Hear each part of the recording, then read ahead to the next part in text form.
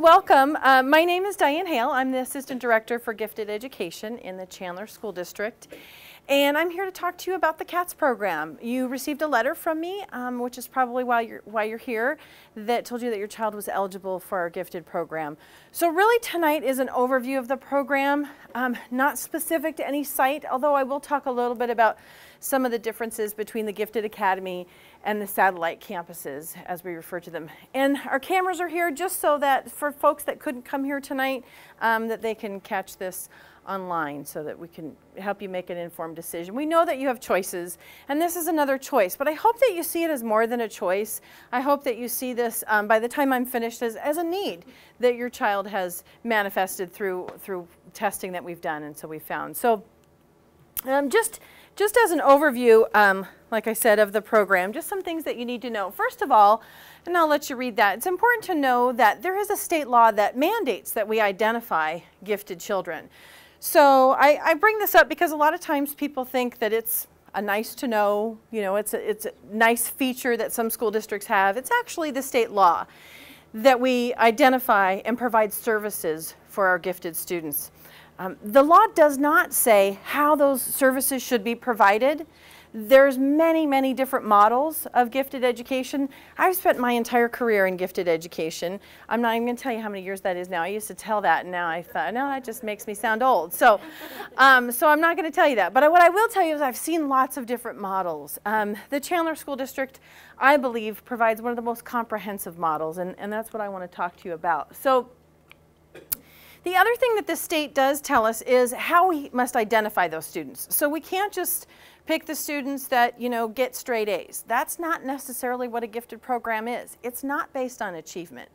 So we don't invite students that just get all exceeds on the Ames test. It's not about that. Those could be really hardworking, great students, but not necessarily gifted. So the test that we use in Chandler is called the Cognitive Abilities Test. There are many other tests that can also identify gifted students. We use the Cognitive Abilities Test for a few reasons. For one, it gives us 3 measures, and so gives students 3 chances to show how they think and reason. The other thing is because it can be group administered. So a lot of tests like this are more like IQ tests that you'd have to do one-on-one. So the Cognitive Abilities Test, affectionately known as the COGAT, is group administered, and it provides us information in 3 areas: verbal reasoning, quantitative reasoning, and nonverbal reasoning. So I want to dispel a myth right now, and a lot of times even some of my very bright colleagues will sometimes think that if a child qualifies or gets a high score or is at the 98th or 97th percentile in verbal reasoning, then that means they're gifted in reading and not gifted in other things. And that's really not how the test is designed. It's about thinking and reasoning. So the idea is that we give students 3 opportunities to show how you think and reason. There's actually no reading on the test. Well, very little, directions. But for the most part, in the verbal section, it's verbal analogies, comparisons, knowing the differences, the subtle nuances between words. The quantitative section is most like math, but it's that reasoning again. So looking at number series, what would happen next in this pattern, what are some differences between this equation and this equation. So we're really looking at a deeper level. And then the nonverbal section actually has no words, no numbers, it's all pictures. And so if you Google IQ test, and there's lots of those out there now, the nonverbal looks like probably a lot of the things that you'd find. So you see boxes and maybe they have dots in them and which one should come next. So what we're really trying to identify is a child who can figure out things that maybe they haven't been taught in school or they haven't learned specifically, but they just know. So we're trying as much as possible to find that just natural ability. Now certainly we can't separate nature from nurture. It's just not possible. So a lot of it is your nurturing too at home. And so certainly kids with homes where there are books being read and interesting conversations happening, they tend to do well in these reasoning sections as well. But we're looking for that natural ability. I show you this normal distribution. You've seen this before, the bell curve, as we know. And I point this out because I think it's important to think about how this plays a part in where your child is. Back to the cognitive abilities test is, by the way, nationally normed. So it's not just a test that we give in Chandler. It's nationally normed. Okay, so we look at a ranking compared to other students of that same grade, that same time of year nationally. So when we look at the normal distribution, most students are in this middle range. So when we think about that 40th to 60th percentile, that's the bulk of the population right in there. Average students, they do well, they work hard sometimes they don't work hard, they don't do as well. That's kind of how that works. I want you to think about going lower on this bell curve. If we go this direction, those are students that have difficulties learning. Okay, for whatever reason, again, nature, nurture, a little bit of both. They have difficulties learning. They might need to be in a special education program for one subject, maybe multiple subjects. If we go further down on the bell curve, now we see a student that might struggle in several areas. Might have to be in a more comprehensive special education class. Might need to have a smaller group. They might need accommodations. They might need special services provided to them. If you look at this really teeny part of the bell curve, you kind of picture that student. That's a child that's probably all day, every day in a program that's helping them just to be. A lot of times we have to teach them to feed themselves and to take care of themselves because they have severe learning disabilities. Why am I telling you all this? Because I want you to think about how different this child is that I just painted a picture for you from this. And really, when we think about a gifted child who's at the 97th, 98th, 99th percentile, we're looking at a child over here. But they don't look as different from this population as this child does. So a lot of times we don't think that, well, he seems fine or she's doing great and she likes her school and we're probably not going to do anything because, you know, everything seems to be fine. And I guess as a gifted advocate, I want to impress upon you that this is a special service that your child needs. Because what we're finding is that they're as different from the general population as a child with severe disabilities. They just know how to cope and blend much more than other students. So we'll talk a little bit more about that, but I just want you to kind of think about that normal distribution. The model that we use in Chandler, the CATS program, is a self-contained model. And by self-contained, that means all day, every day. That's different than in some school districts where maybe students will go to a gifted class just for math for an hour a day. Or in some school districts, I used to teach in the Tempe district, and we would see gifted students one day a week for the whole day.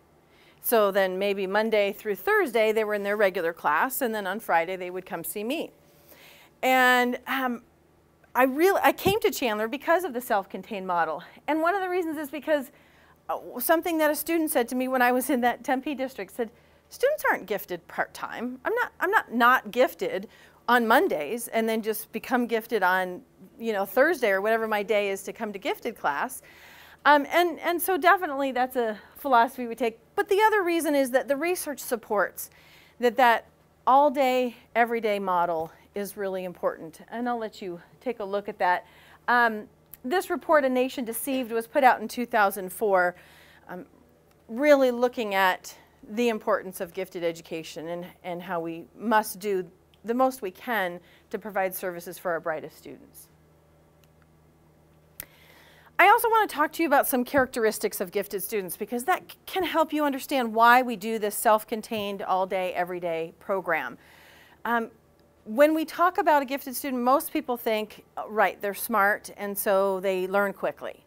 And I want to talk to you about some of the things that may not be academic things, but also we notice. So, for example, we see a variety of interests. Okay, so it might be dinosaurs this week and it's going to be robots next week. And so those interests are varied and they tend to be very passionate about those interests when they come through. They tend to have an excellent memory for, you know, just details, stories that you've told before. We see a long attention span. with something that they're interested in. I should have a little star by that.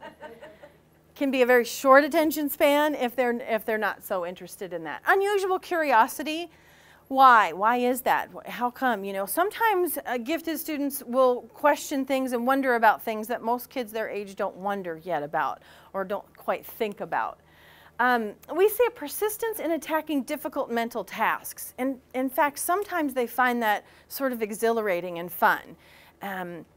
Here at Knox Gifted Academy, I noticed one day there's a little club of boys that kind of have resurrected the Rubik's Cube and play that Rubik's Cube, you know, kind of doing that and seeing how fast. Remember that from well, that's showing how old I am too, but those mental tasks of figuring out, oh, this is fun, and that's kind of exhilarating to them. So other puzzles and things like that tend to be really fun to the gifted brain.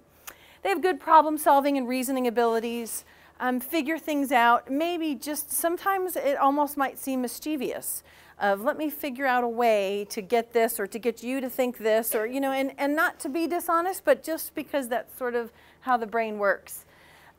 Certainly we see a rapid learning ability. So they don't need a lot of repetition. You show them once, they have it. You show them twice, and then they'll confirm they have it. And if you show them 3 times, then they start to get annoyed. You told me this, right? You know, that we've already seen this. Gifted children typically have a high degree of energy. Research tells us they're often like puppies. You know, they'll go, go, go, go, go, and then when they drop, you know, and then that's it for a while. So we see above average language development, and this includes second languages too. So if you have a second language in your home that you speak, you'll find that your gifted child probably can easily move between languages pretty comfortably.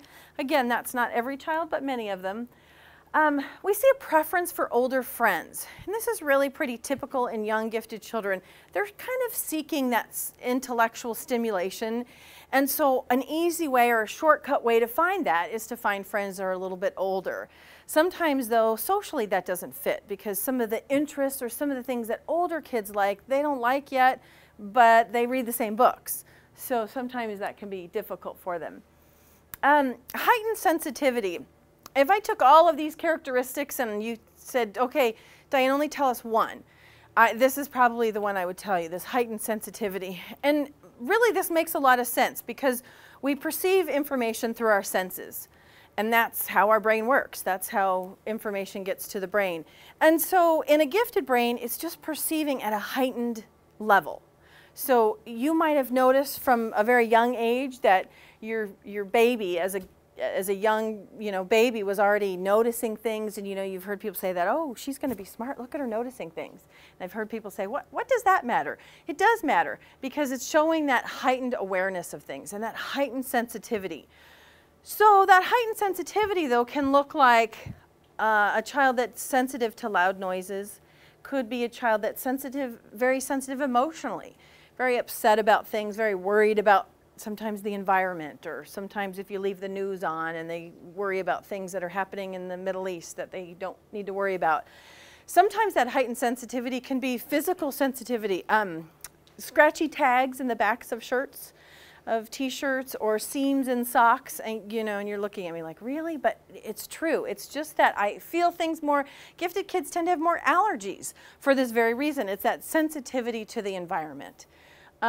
You might think I'm crazy, but this is really true. It's based on research, and we know this, again, that sensitivity.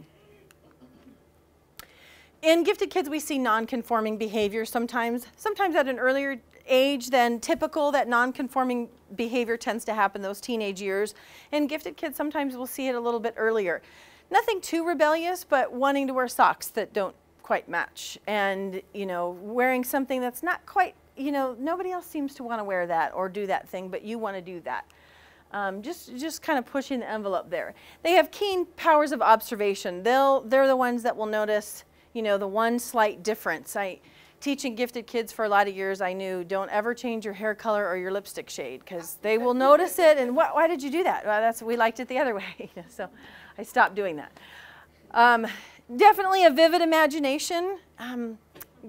Can create things really easily. Sometimes they like to create things with their hands. Sometimes they like to create things in their imagination and tell you about it. One of my favorites, gifted kids tend to have a great sense of humor. They like puns and they get jokes earlier oftentimes than other kids would get jokes or appreciate humor, and so that's kind of nice. They have a strong sense of justice and moral sensitivity, and this is really across the board too. Just what's fair, although sometimes they don't have the developmental age or experience to understand that fair doesn't mean equal all the time. So, you know, it's sometimes I can remember my students saying, but we had a fire drill during recess time, and so that means you owe us recess time, you know.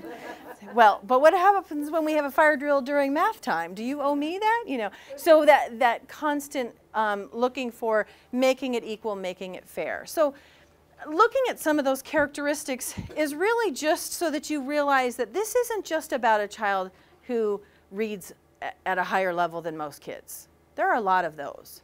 This isn't about a child who can do math that's maybe 2 or 3 grade levels above. That can be a lot of kids too with practice. We're talking about a child who learns differently and might need a different approach to that. So we make those program accommodations. Through the program, there's exposure to ideas at a faster pace. Obviously, what might happen in a regular classroom that might take 2 weeks may only take 1 week in a gifted classroom. They have access to challenging curriculum, and you will hear me say this all the time. It's gifted peers. What they really crave is other kids like them. So I want to have a conversation about this. I want to read the same book that you read. I want to play the same games that you play. And so really having that environment where there's a class full of peers is really helpful. We want to give them opportunities to contribute to meaningful problems, and I'll talk a little bit more about problem-based learning.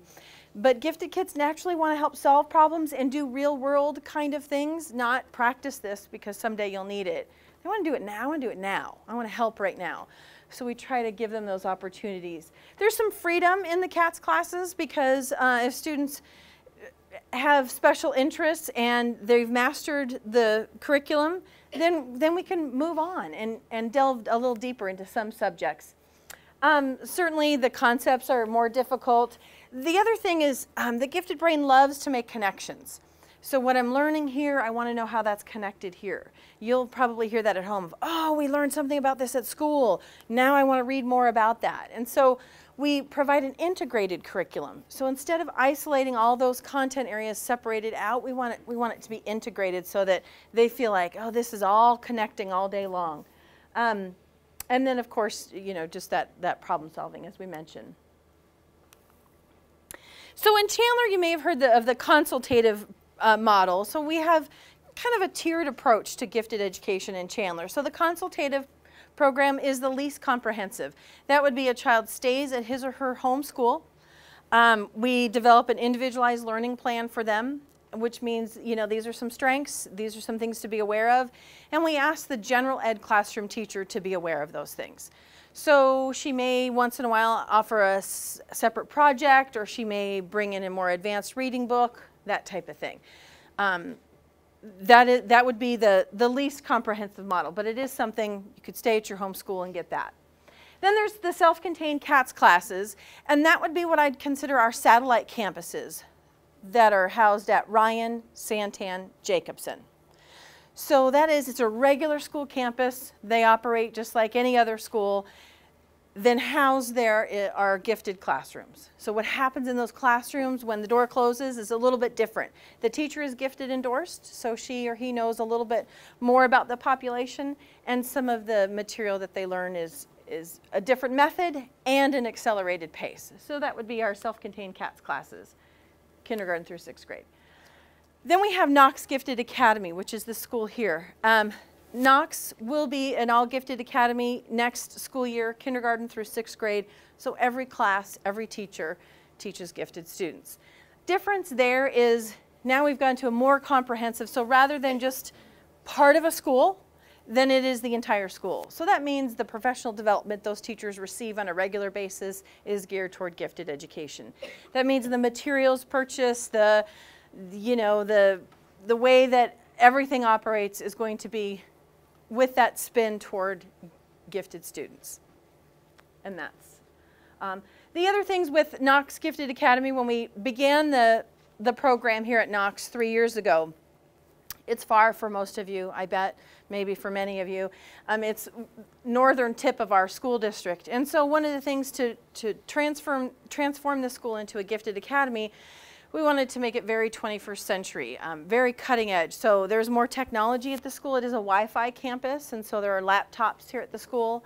They use a lot more technology here, and in a variety of ways, not just with laptops, but with cameras and equipment and other things like that. The other thing that the students are able to do is there's Mandarin as a foreign language exposure. It's not an all day, it's not an immersion program like one of our other campuses is offering. It's foreign language exposure. So they do receive some of that instruction. So those are some of the differences there. The other thing is the curriculum is the same. So I'm going to just make sure I say that really clearly. The curriculum should be the same between cats at Santan and cats at Knox. The approach might be different, however. So having a whole gifted academy, it's a little bit easier to bring in some of that technology. Teams of teachers work together. We approach things from a science standpoint first. Okay, so again, all of the science is taught at all of the CAT sites, but science here comes first, if that makes sense. And then all of the other subjects are weaved into there.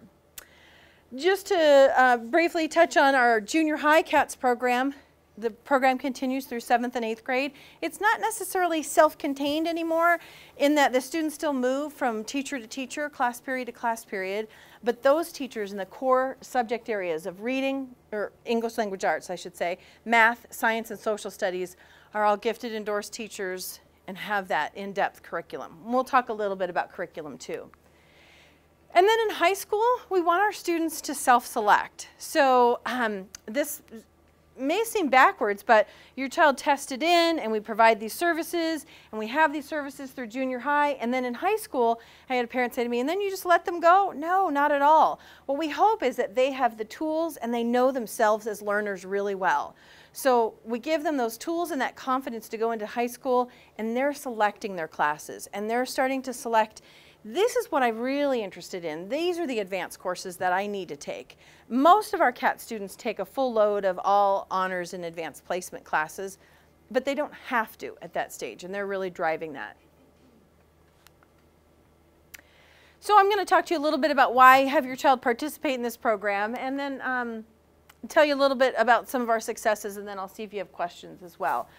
So accelerated and in-depth studies. Accelerated means that the teachers do begin the curriculum looking at a year above. I'm careful to say that only because I know the question is going to be, what if my child's 2 years above? Or what if my child's not quite a year above? They're looking at that curriculum at a year above. So if I teach 4th grade, I'm going to look at the 5th grade standards, and I'm going to start there. And then through a lot of pre-testing and identifying the needs, I might have a few that have some gaps of what they didn't get from 4th grade. So we'll fill those in. I might also have some students that, whoa, you are already able to do this. So we're going to go on and do even some 6th grade things. We're careful not always to put a grade level on it because it may vary by the concept. So rather than saying you're doing 5th grade math this whole entire school year, you might be doing 5th grade fractions, 6th grade geometry, and a little bit of 4th grade division. Depends on what you need. So we're really careful to take that grade level label off of it, but just let you know that the teachers begin their curriculum planning by looking at the grade level above in English language arts and in mathematics. In science and social studies, they teach the topics that are on that grade level. And that's because there are certain topics that they won't get otherwise. So we want to make sure we just go much more in depth with those topics and make them more complex. And I'll talk to you about how that happens too. Again, you heard me say this interaction with intellectual peers. This really is important to have other students that push them. You know, it's that positive peer pressure almost. Students that care about learning, are excited about learning, and you see that in the classrooms, and you see that in the conversations that they have. Of course, an academic challenge is a positive. You're going to see this on my next slide of what are the downsides of this program, academic challenge. You want your child to experience challenge. We all want challenge, but sometimes if we haven't had challenge and then we have it, it's a little uncomfortable. So We'll talk about that. There are some opportunities for independent areas of further study, and that's just within the class. We're all learning about World War II, for example, and one child might really have a particular interest in a battle or something that happened. And so they can go a little bit deeper into that and share that information with the rest of the class. This is able to happen because of the extra time that's afforded. Experience meaningful problems, involvement in real problems. We use what's called a problem-based learning approach. And this is not for everything, but through a lot of things in the classroom. So problem-based learning is that we can present something in terms of a problem rather than in terms of a lecture or here's how to do it. So in a typical classroom, this is a model that, this is kind of teacher speak that they teach you in teacher college, right? It's I do, we do, then you do by yourself. It's just kind of a typical model in a regular classroom. In a CATS classroom, we almost reverse that. So rather than the teacher doing first, we have students do first. Here, let me give you a problem. How would you approach this? How are you going to tackle this? And by doing that, we create a need to know. So what we want is students to go, hey, wait a minute. I don't know how to figure this out. I need to know how to do this. Oh, okay, well, let me show you how. So what we want to do is make them thirsty for a little bit more, a little bit more, a little bit more. I always tell the CATS teachers, we all know that saying, you can lead a horse to water, but you can't make them drink. And I always say to the CATS teachers, but our job is to make them thirsty along the way. So then when we get to that water, they want to drink. And so that's really the whole trick of teaching gifted kids. It's not about making them do your work. It's about, let me make you thirsty so that you want to come get it yourself. Because they are intrinsically motivated to learn, we just have to make sure they're intrinsically motivated to learn the things we need them to learn. That's sometimes the trick. I think this is really important too. They're taught by teachers who specialize in gifted education. We do a lot in this district as a whole CATS team of professional development. They're very creative individuals. Many of them are gifted children themselves that really wanted to give back to this population, and I think that really shows. I'm not going to read this to you, but I will put this slide up for a bit. But the idea of acceleration, so why would you do a grade level above? Well, there was some research was done, again, in that Nation Deceive that looked at if we are not accelerating the curriculum, if we're just going just in depth, we're not doing as much as we can for our gifted students.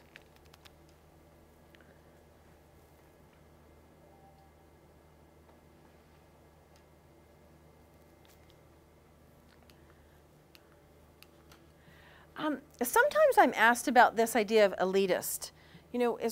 Is this an elitist kind of program, or is my child going to feel superior to other children if I tell him that he's in a gifted program? And really, my response from my experience is, no, not if you don't talk about it that way, certainly. But it's interesting to know that there's research that says actually gifted students that are with gifted peers have a more accurate self-picture of themselves because they're looking at others that are like them. So they don't have that inflated sense of self that they've been having, maybe of always being the first one finished or always being the one with straight A's.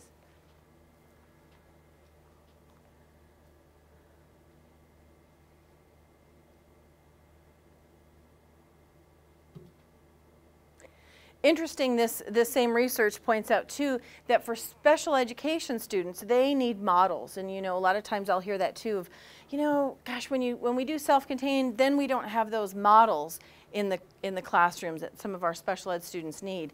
And this same research points out that gifted students don't tend to be very good models for slower learners.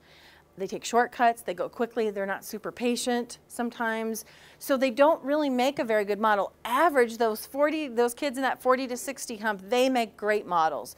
So by doing the self-contained model that we do in Chandler, we'll pull out that top 3% and somebody else rises in the classroom, in the general ed classroom, and then serves as the model for those kids that struggle. So I just think that's interesting too. The research continue about that full-time grouping that we're talking about, that all day, every day, or you see this special school or full-time program or school within a school, self-contained, all of those mean the same thing. And that's what we're doing here.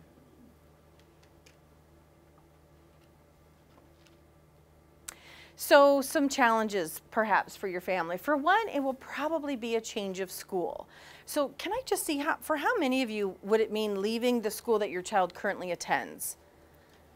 So yeah, that's almost everybody in here. So why is that? Well, when we're looking at the top 3%, in order to make a full class, and again, in order to get those gifted peers together, we're pulling them together from many schools. So at one school, at Shumway, there might be 2 third graders, and at Sanborn there might be 4, and so forth and so on. So when we go through a whole region and pull all those students together, then we have a full-size class of gifted peers.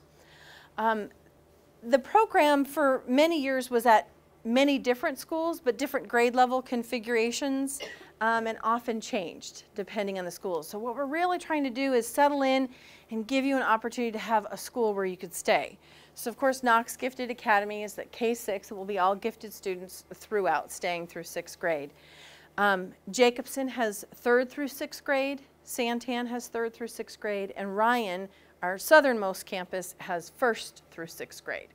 So there would be a change of schools at this point in your child's education, but our hope and promise is to say that we wouldn't keep doing that to you. We wouldn't keep changing the schools. We hope the advantages outweigh. The other thing is, I mentioned this first experience with academic challenge. I said to you that this was something on the pros, and maybe it's on the con list too. That first experience with academic challenge can be tough. I taught in the program for a number of years at 3rd grade, and in those days we didn't have our kindergarten through 2nd grade program. The program started at 3rd grade. And so I always, I really enjoyed that, because that was the first time that they were experiencing that challenge and experiencing other kids that were like them. But the downside is I noticed it happened about September all the time. The end of September in our school calendar, I'd have students that say, I can't do this. This is too hard for me. And I'd look, you're doing great. This is fine. But compared to what they were used to, this felt like, wait a minute. I had one little girl tell me one time, but I always used to clean the bookshelves and help the teacher, and I don't have time to do that anymore.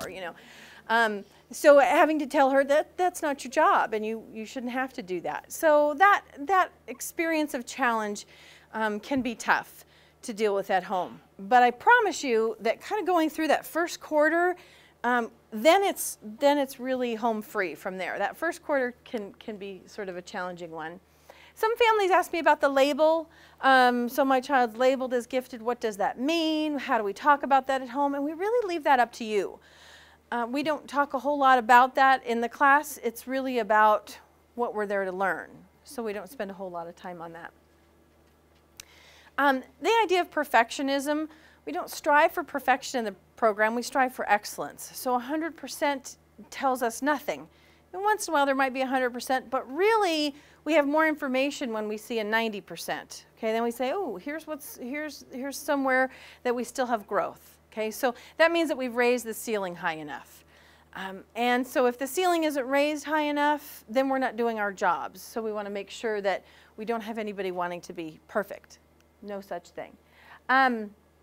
Just some of the program's guiding principles, and by guiding principles, these are things that as a program we're aiming for all the time. These are our goals. This is what we're focused on. And the first one I hope you see is mastery of the core curriculum at an accelerated pace. So for sure, a lot of times I have parents that say, does this mean, will my child not get the basics? We're worried about them missing the basics. First goal is that they get that core curriculum. We just don't need to take as long to get there as maybe other students do. The second is that they see the interrelationships among those disciplines, that reading happens in science. And good mathematicians are good readers too. And so we want to make sure there's a blend of those. The third is we want to develop inquiry skills. Gifted kids are natural questioners. So we want to help them foster that. Ask good questions. That's how we get information. The fourth is critical and creative thinking. We are living in a time where creative thinking, I think, is king. And if we don't give students experiences in creative thinking, then they won't be able to do it. Also, creative thinking is something that can be taught. You're not just born creative or not. We can teach it and we can foster it, and we work to do that. And then the fifth is to communicate ideas. So it's great if you're a really bright student, but you also need to be able to communicate well with a group. You need to be able to communicate well to an audience as well. So I mentioned the grade level and above grade level objectives. And then from there we differentiate. So I put this slide here just to really show you that the curriculum, you know, I'm often asked, how is the curriculum different? The curriculum itself is what we are supposed to teach, and that's the same. The way it is taught is going to be different, okay? So the way it is taught will be at a faster pace. It will add depth to that, and by depth, it's kind of connecting ideas, coming up with bigger picture ideas, putting things under a larger theme or umbrella, bringing in that problem solving, posing real world problems for them to do. And that might happen through the content, through the process, the way that they do it. It might be a group challenge instead of an individualized worksheet. So there are a variety of ways. In the past few years, some things that we've been working on as a group, as a CATS teacher group, and I mentioned that problem-based learning. Design thinking. Design thinking is something that engineers do. We went through some training with engineers and looking at that design thinking process. And that really happens when we write something, when we create something with our hands, when we solve a problem of how do we go through this, and that failure is okay. And so sometimes that's really hard for gifted kids to accept, that sometimes if you're in that process and you fail, that's okay, because you're going to continue through that process and learn from those mistakes. Creative thinking, certainly, there's just no end to bringing creative thinking into the classroom, and that doesn't mean that we just expect it. There are actual methods and ways that we teach students to be more creative and provide opportunities for that too. And then acceleration of the core content. This isn't a new initiative, but we're constantly working on finding the best way to accelerate. So that means that just that right level for every child. So that flexible grouping that can happen. And so by concept, they may be in a different group or with a different teacher. All right. Each school year we have a problem-based learning fair. We call it the Catalyst for Change, where student groups pick a problem that they want to work on, and they work to find a solution, maybe not a solution, but kind of really delve into that problem, and then they present. And this year it's on April 26th at Basha. We hosted at Basha High School. It's really a neat event, and you're welcome to come and bring your kids to that as well to see. We do mini TED Talks, so all the kids present their problems in a TED Talk format, and parents listen, so that's kind of neat. Just some of the problems that I just like to point this out because I'm always so impressed. We started this about 7 years ago, and I thought, well, are kids going to be able to do this? Because true problem-based learning, our culminating problem-based learning, is where the students initiate the problem. And we weren't sure, but this is some of the things they came up with, is homelessness, nutrition. We had a first grade class. They were reading a book about mountain gorillas, and the book said that there were only 900 mountain gorillas left in the world, and the kids knew that this was at Santan, and they said that there's more kids at Santan than there are mountain gorillas. We need to do something about this. So they started researching, and why are they going extinct, and so they did a penny drive so that they could send money. It was tough when the teacher did have to tell the first graders, we're not buying a gorilla, we're helping gorillas, because they were sure they were getting them. But I was always impressed with some of the things that kids think of to help other kids. One class had a student that had to be in the hospital for a long time, and she kept getting bored with the books. And so her mother would have to go to the library and get her new books. And they said, you know, there ought to be a library, a kid's library in hospitals, or a cart that comes around that they could look at. So they worked on that. Another classroom had an autistic child, and they really wanted to know about that and make other people aware of autism. And so, I don't know, I just think that's kind of neat. Of course, they care about things about their environment too, graffiti, litter, bullying, sun care. Kids made an awareness campaign at their junior high school to make sure kids were wearing sunscreen, looking at that. So those are some of the problems that kids come up with when you let them. Just to quickly share some of our successes, really proud of students who have taken top honors in state science competitions. This year's are coming up soon, so we're hoping to do really well there. Last year we had a state winner, 5th grade students. We have a lot of students. Mostly these math competitions begin in 6th grade on up, but we have had students do really well in that. Again, our junior high students participate in what's called a history day, where they almost create a museum exhibit for a historical event. We've had several published writers, state poetry contest winners. Our Lego and Vex robotics teams, we have 2 teams that are going on to the state level for competition later this month, so we're excited about that. And of course, Battle of the Book. So it's always good to brag. The idea behind those competitions, though, is that we really want to expose kids to outside competitions, outside the classroom, just because there's so much more out there than what we can offer right there in the classroom. So I do want to show you some of our test scores, and I'm only showing you this because I think it's important that you see a couple things. For one, how we're doing. This is our accountability, but the other thing of why is there such a program? So I pulled data and I just looked at how students exceed the standards. So that's going beyond what the state expects. And so this blue is the state of Arizona, the average number of students exceeding. No, the percent, sorry, I said that wrong. The percentage of students exceeding the standard. The orange bar right there is the Chandler Unified School District, and then the green bar is the CATS program. So we see this is 3rd grade, exceeding the standards, and that's in reading and math are the 2 areas that they're tested in. So our 4th graders did. 4th graders are tested in science as well. So 91% of our 4th graders in the CATS program are exceeding the standards in science. When you look at that comparatively, you can kind of see why there might be a need for such a program for these students. And our 5th graders,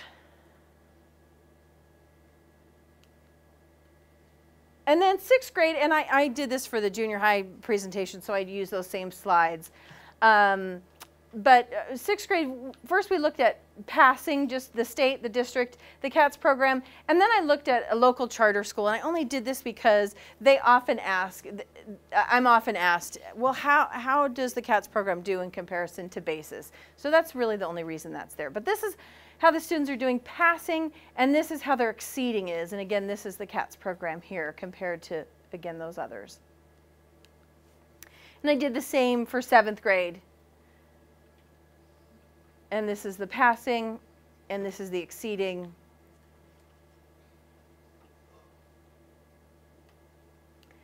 And then 8th grade.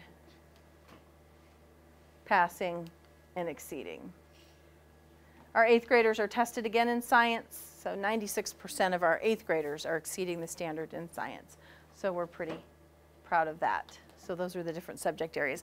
Again, I show you those results because I think it's important that you see the need for a specialized program. So you can see that in a regular classroom, a student that is going to naturally exceed those standards, and with students that are going to have to work really hard to exceed those standards, you know, maybe different. And that's last year's.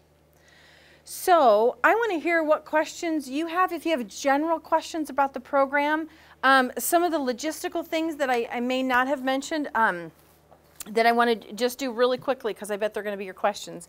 Transportation is provided from your home school. So we call it depot transportation. So whatever your home neighborhood school is, so for example, if it's Tarwater, there's a bus at Tarwater that takes students from Tarwater to Jacobson as the assigned school, okay? And then back again. That is also true for Knox Gifted Academy. So all of those home schools also have a depot to Knox. Knox starts a little bit later in the morning. It starts at 9:10 in the morning to allow for that transportation, and then ends at 3:40. So it is a later school day. So there's one. Sometimes I'm asked the question, usually by some student in the room, but how much homework is there? And I will just answer that. We really try to follow the district guideline on homework, and that is about 10 minutes per grade level per night. So in other words, a 4th grader should have about 40 minutes of homework a night, and then some reading on top of that. Can we be true to that all the time? That's really hard, because what takes one child 40 minutes might take another 50, 60 minutes. Try to be true to that. It's not about a lot of homework. The homework may be something that involves parents, or might involve more research, or might involve getting on the computer. May not be as simple as a packet of worksheets that maybe your you've been used to. I think those are the logistical questions I'm used to being asked. So tell me if you have some others that are general for the program. Yes? Music. Do you have music also? Yes. When you say, so where? Like orchestra band. Right. So at which school? Here. Okay. So at Knox, that's a before school activity. It's not part of the school day.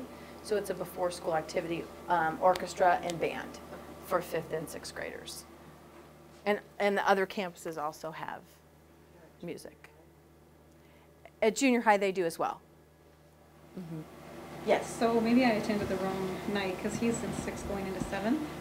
So You didn't attend the wrong night. I'm sorry. Here's why. Because all of our 6th graders that are currently in the program were invited to a night to hear a little bit about junior high specifically.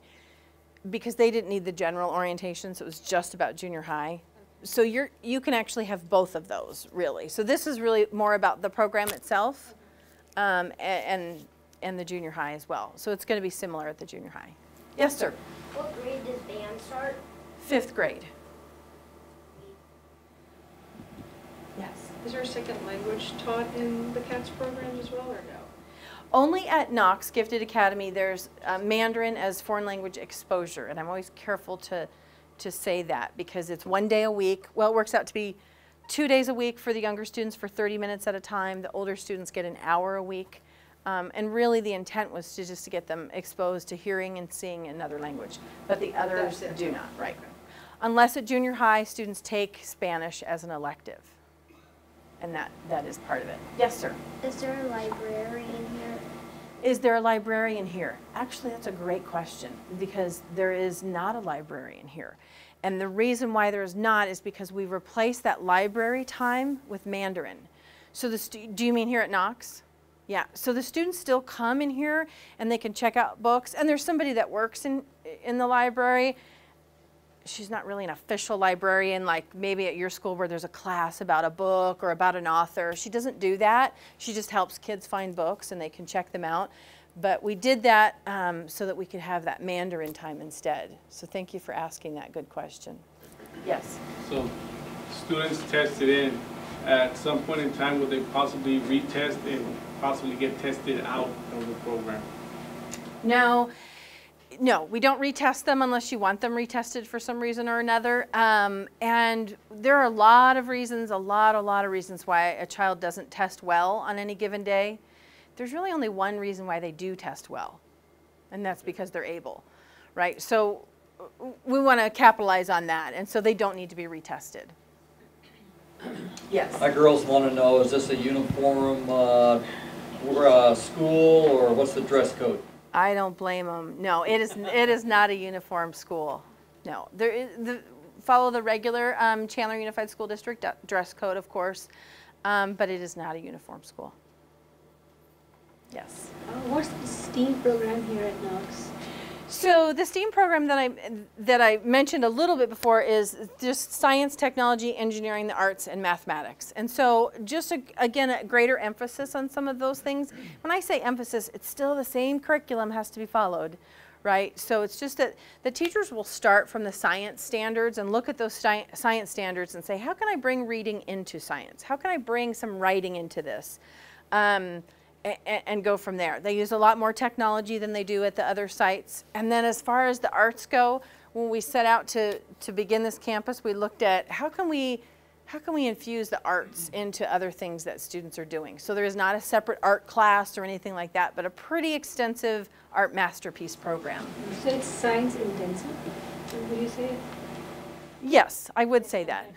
I would say that. Mm-hmm.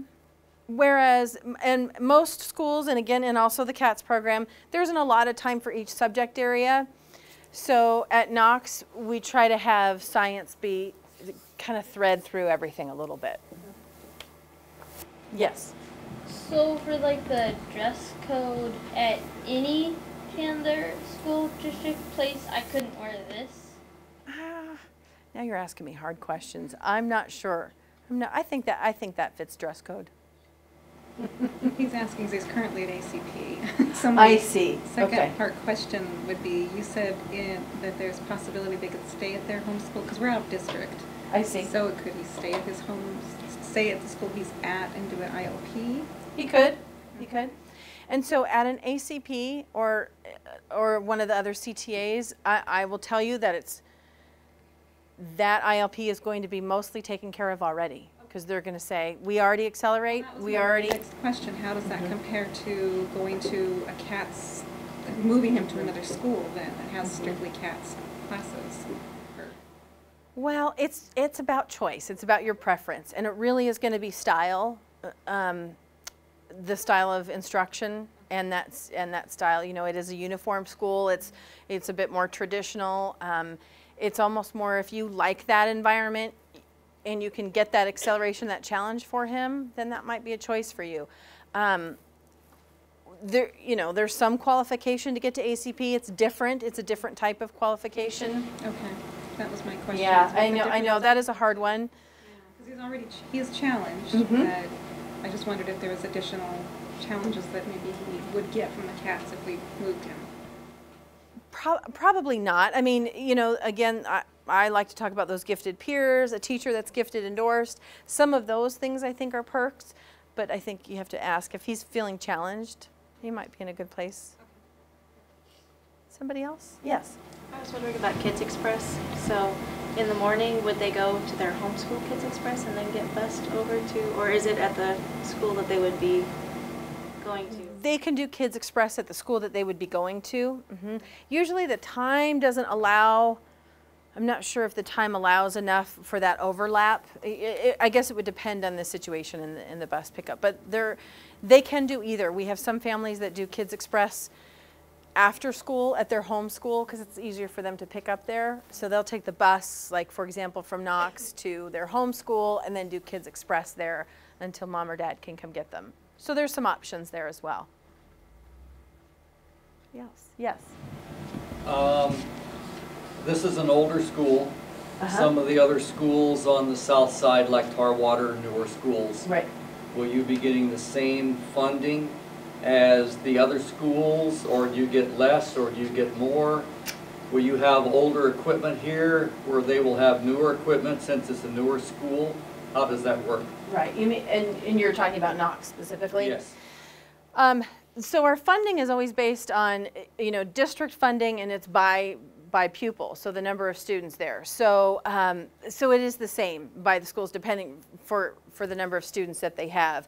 Knox actually, when we started the Gifted Academy here 3 years ago, the district wanting to really push this forward as a Gifted Academy put additional money into to upgrade the school quite a bit. So it is a Wi-Fi campus. It is our only elementary school that is Wi-Fi. So we're able to offer the technology there. So there are laptops, laptop carts in all of the classrooms. So I would say it's much more updated than most of our elementary schools, just because of that, because of the update that happened, a couple of years ago. Beyond that, as far as other things go, all of our schools are on a rotation for when things are upgraded and updated as far as roofing and carpet and things like that. So they go on a pretty fair rotation of when was the last one and when does the next school get that, and so it's in that rotation. An advantage, I will tell you, I've noticed getting to be at all of the schools of an older campus is this is our largest campus in terms of square area, so there's a lot of playground space. We had a lot of land and money in those days when schools were built in 1976. So classrooms are quite a bit larger, and the space is larger. It is older though. You're right. Yeah, it's an older campus. Yes? Do you think kids would get an advantage if they were at Knox as compared to another satellite campus like Ryan? Well, I don't know about advantage. I'm going to say it's a preference. We wanted to offer a choice for families depending on what you want. This is probably, I would say, the most comprehensive because, like I said, it's all gifted, all day, every day. Everything about the campus will go that way as far as the teacher professional development, as far as, the materials that are purchased for the school. All of those things are going to have that spin toward it. The other campuses operate like a regular campus, and they do have those gifted endorsed teachers there. So some families really want that. We want to be part of a regular school. We don't want to drive that far. We want to be part of a neighborhood school. We like the feel of it, and my child's in a classroom where he gets challenged. That works for them. I would say if we're looking at most comprehensive. That's how the model is set up. So it's 3 tiers. The consultative is the least comprehensive, the satellite campuses, and then the gifted academy is the most comprehensive that you can do. In one of those schools, the kids still would be with the gifted peers in a separate class, right? They would. Okay. They would. They would never interact with the regular kids. Well, they do in the playground, you know, certainly, yeah. PE, they do, not during class. Right, yes. What's the student-teacher ratio? Same? We keep it about the same as a regular classroom, so it's about 25-1. And I say that where some, you know, because you'll quote me later on this, I know. I'll have some classes that will just land at 19, which is great, and then we'll have some classes that just end up being 30. And so we do the best we can to keep it average, though. It's a little bit harder because at a regular school, you might have 3 or 4 classes. You can deal those students out. At our satellite sites, you know, there's only maybe 1 3rd grade CATS class. So we don't have a whole lot of choice when somebody new comes in. So, yes? Do you have sports and running club and Mega club like that? And all the schools will have their different clubs and after-school sports, but they all pretty much have running club. Knox has a lot of after-school activities like Lego robotics, Vex robotics. There's an art club, but all of the schools have different clubs and activities. Yes. So, the kids will have the same specials, like we're thinking about our son staying at Santan. Okay. We'll go to all the same specials with the other kids, or? What grade is he? He's going to be in 4th. Okay, and he does that right now with his own class, and that's what he'll do with his CATS class. Okay. I said that about PE because at 5th and 6th grade, sometimes they start to mix a little bit at that block time. But at 4th grade, they're pretty much already all together all day. Yes? That was my question about the instruction. Are they with the same teacher the whole day then, or are they going to the separate teachers that are more, you know, for their class? They're with the same teacher. They're with their assigned teacher all day. However, I say that at Knox and a little bit at Ryan we started this year, but at Knox there might be 3 teachers at a grade level, and so they'll group the students maybe by ability or something like that for math instruction. Or sometimes they'll do it by interest. This teacher's doing this science experiment, this teacher's doing this one, this one's doing this one. They're all going to teach the same concept. Which one do you want to see? So they have that luxury with more than one teacher. And Ryan has this year, and it just so happened that Ryan has 3 4th grade teachers, and they do some grouping. But for the most part, they're with one teacher all day. Until 7th and 8th. Right, right, yes. For the Mandarin courses, do you start that right at 4th grade or 3rd grade? At what level does that start? At kindergarten.